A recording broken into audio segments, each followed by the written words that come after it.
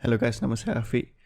Maybe kalau korang follow aku kat social media, dulu korang akan pernah nampak lah kot aku suka post kat social media. Kalau kat Instagram stories aku akan buat usually sketsa atau joke selain daripada personal update. Aku ada buat YouTube sikit, beberapa video, aku rasa 3 video keluar. And then dekat Twitter aku akan post lah usually. Selalunya kalau aku ada idea ataupun benda yang aku nak share secara dari segi idea, aku akan share kat Twitter lah dalam bentuk thread. Yang tu dulu maybe setahun 2 tahun ni aku agak busy lah. So and then mungkin social media bagi aku dia appeal dia dah kurang sikit. Mostly aku spend masa aku tengok YouTube content je lah.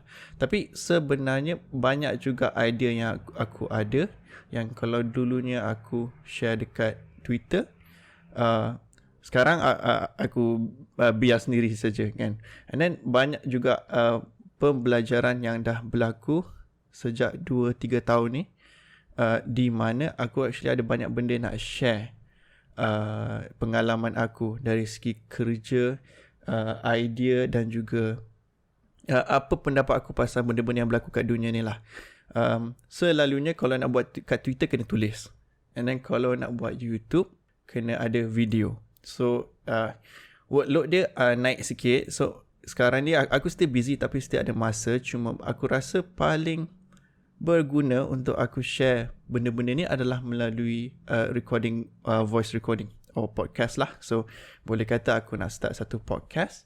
Podcast ni tak ada jadual. Dia bila aku ada idea aku akan share. Kalau tak ada, tak adalah. So yang tu satu. Dan podcast ni mainly dia akan range banyak topik.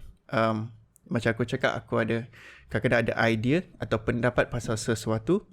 Aku akan ada pengalaman yang aku nak share. Maybe boleh manfaatkan korang semua. Aku ada juga beberapa benda yang aku minat yang aku nak share. Mungkin korang pun boleh join sekali minat sama-sama. Contohnya kalau korang perasan Instagram aku selalu buat playlist lagu Jepun, specifically lagu J-pop dengan Vocaloid. Okay, Vocaloid iaitu Hatsune Miku lah. So sebenarnya banyak pemikiran yang berlaku di belakang setiap playlist yang aku publish. Selalunya dia merangkumi sama ada salah satu topik ataupun salah satu pengalaman hidup yang aku nak express ke dalam playlist tu. Jadi banyak benda yang aku boleh share dari segi pemikiran aku pada masa tu. Dan ini sebagai satu contoh lah. Benda ni aku boleh share kat korang. Mungkin korang boleh manfaat something daripada situ. Okay? So, actually hari ni 19 hari bulan November. Kalau korang kat Malaysia, korang tahu yang ni adalah hari mengundi. So, aku baru je balik daripada mengundi. Dan daripada mengundi ni aku berfikir sikit lah tentang apa maksud dia untuk mengundi. Tapi mungkin berkenaan dengan title episod ni, iaitu kebebasan bersuara dalam mengundi. So of course maybe dekat Malaysia kita tahu kan apa itu kebebasan bersuara. Kalau dekat US dia panggil free speech lah. Yang ni adalah antara dalam constitution diorang kan. Jadi mengundi ni bila aku tengok dia, or maybe kita selalunya akan cakap mengundi adalah satu form of kebebasan bersuara kan. Okay, mungkin senang je kita nak cakap kebebasan bersuara lah. Kita setiap orang rakyat Malaysia ada satu undi kepada politician atau pemimpin di kawasan kita, dan dia akan menentukan government lah.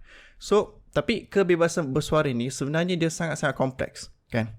Ideally, dalam kes ideal, setiap rakyat Malaysia boleh research pasal setiap pemimpin yang bertanding atau berkempen, dan mereka akan bersuara, iaitu setiap rakyat Malaysia akan bersuara, iaitu saya akan pilih pemimpin yang rasanya akan memberikan manfaat yang paling banyak ke rakyat di sini dan saya dan rakyat sekeliling saya.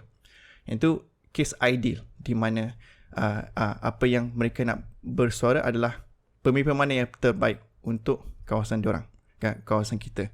So dia macam expression of preference kan, expression of preferences. Tapi kebebasan bersuara ini boleh merangkumi benda lain juga, dan dia boleh merangkumi benda yang mungkin bagi kita tak baik. Contohnya ada orang misogynistic. Misogynistic bermaksud dia tak suka, dia akan diskriminasi di antara lelaki dan perempuan.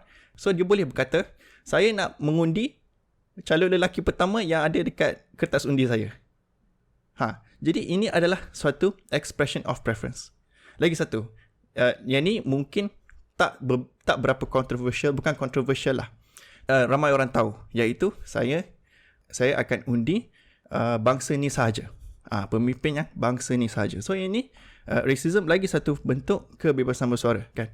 Jadi kebebasan bersuara ni, expression of preferences ni termasuk dalam undi kita dan tiada sesiapa boleh berhentikan. Tiada sesiapa boleh stop, boleh censor, boleh polis kebebasan bersuara dari segi undi kita, kan. So dari situ mungkin kita boleh expand lagi apa maksud kebebasan bersuara dari segi undian tu. Jadi kebebasan bersuara juga termasuk kebebasan untuk tidak bersuara. Jadi mungkin ni something yang controversial, yang ramai orang fikir yang kita semua kena undi. Okey, mungkin ada orang yang contohnya hidup susah. Dah lama dah susah. Lepas tu maybe 5 tahun dahulu, Pakatan Harapan menang pilihan raya, tapi masih susah. And lepas tu macam-macam benda macam langkah Sheraton berlaku, dia masih susah. Jadi preference dia adalah, saya tak percaya mana-mana pemimpin. Semua pemimpin tak akan memberi saya pertolongan yang saya perlukan. Saya hanya boleh kawal rezeki saya saja. Saya perlu berusaha diri sendiri saja untuk terus hidup. Itu adalah satu preference, kan. Preference ni boleh translate ke sama ada dia akan buat undi rosak ataupun dia tak undi langsung, kan. Kalau kita tak undi, orang akan nampak kita macam apa ni, kan. Tapi sebenarnya kita tidak patut tipu diri sendiri kita dengan melakukan sesuatu yang melanggar preference kita, kan. Jadi kalau kita rasa yang tak ada pemimpin yang boleh tolong saya, semua sama je, semua korup, tapi kalau kita pergi undi, then dia akan jadi undi itu tidak mewakilkan suara sebenar rakyat individu itu, kan. Now, usually kalau kita bagi tahu orang tak nak undi lah, tak ada pemimpin yang bagus, semua sama je, orang lain usually akan cakap tak boleh, kena undi, kena pilih seorang, kena pilih siapa-siapa. Okay, dia dekat sini ada satu conflict of interest, kan. Kita tahu bahawa setiap rakyat undi dia orang rahsia. Jadi orang yang bagi tahu orang lain suruh undi tu, dia tak tahu orang tu nak undi siapa. Jadi harapannya adalah, of course, dia akan undi untuk parti dia, betul tak? Kalau semua orang akan undi based on expression of preference dia orang. Jadi kalau orang lain suruh orang tu pergi mengundi, pilih siapa-siapa, orang yang tak mengundi tu, dia boleh pilih untuk undi calon yang lawan preference orang lain. Jadi dekat situ ada conflict of interest yang tak make sense untuk kita bagi tahu orang, hey, pergi undi. Padahal dia boleh saja undi orang yang akan kalahkan pilihan orang yang menyuruh tu. Jadi dekat situ dia tak make sense sikit. Lagi satu, lately nampak kat social media, orang bergaduh, kan. Of course, definitely bergaduh ni tak patut lah. Tapi kita boleh expand lagi, kan. Contohnya, orang tu, ayah dia nak undi PAS. Ayah dia nak undi PAS, dia pun gaduh dekat WhatsApp group, nak bagi tahu, nak suruh ayah dia undi parti lain, contohnya. Okay, usually, bila kita tengok dalam situasi ni, orang yang nak suruh ayah dia undi PAS tu, dia melihat bahawa undian itu adalah salah, kan. Tapi ini satu perspektif yang tak betul. Kenapa? Sebab melihat undi yang salah, dia ibarat kita rasa orang tu tak patut undi. Betul tak? So mungkin nombor satu, dia tak patut undi, ataupun lebih baik dia undi untuk parti kita, kan. Tapi dia ibarat kita dah pergi ke zaman di mana hanya nobles dan oligark saja boleh mengundi, kan. Orang-orang atasan masyarakat saja boleh mengundi. Yang ni bukan, kan. Sekarang bukan kes dia. Jadi sepatutnya kalau orang tak nak mengundi ataupun mengundi untuk parti yang kita rasa tak patut, apa kita patut buat? Just bagi tahu fakta keadaan dan biarkan. Kan, ini hak orang tu untuk ini hak orang untuk memilih dan untuk buat expression of preference diorang. Jadi mostly yang tu je lah yang aku nak cakap pasal dalam episod ni. Mungkin ini satu idea yang bukan ketara, controversial, tapi bagi aku dia make sense, kan? Kita pergi balik ke mengundi sebagai suatu kebebasan bersuara. Kebebasan itu termasuk kebebasan untuk tidak bersuara dan juga termasuk kebebasan untuk bersuara dengan tidak baik. Kan? Sama ada kita ada preferences yang kalau kita cakap kuat-kuat dia salah, tak kisahlah hate speech, dia panggil hate speech ke, racism ke, misogyny ke, ataupun mungkin preference kita yang dari dalam undi tu untuk parti tu ada manfaat untuk kita yang membawa kejatuhan orang lain. Tapi ni semua sebahagian daripada hak kita untuk kebebasan bersuara.